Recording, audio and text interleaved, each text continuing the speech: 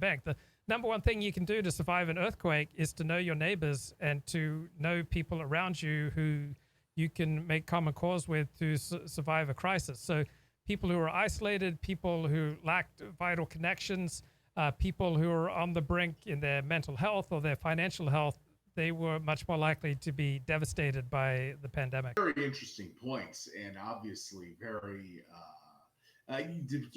depressing is not the word, but very serious. And these this is stuff that I think people often take for granted. But you're absolutely correct in what you're saying, and people really should consider that, especially if they consider themselves to be preppers or survivalists or this or that or the other thing. It really is interesting how really there is a lack of social networking in the U.S. today, as well as the developed world. Moreover, even though social media has created too many new social networks to even discuss. Of course, when I say when I talk about the social network deficit, I'm referring to in real life social networks, not someone online who lives across the world and you've never met. So it's interesting to see how what this means, I suppose, for society in the long run.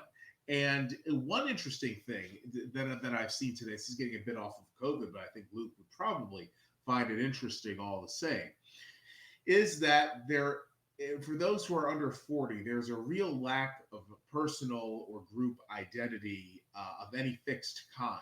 And these are people who have been raised disproportionately in single households, or even if the household is intact, perhaps your mother and father moved around a lot when you were young, and maybe you grew up in a broken home where there was a lot of moving around.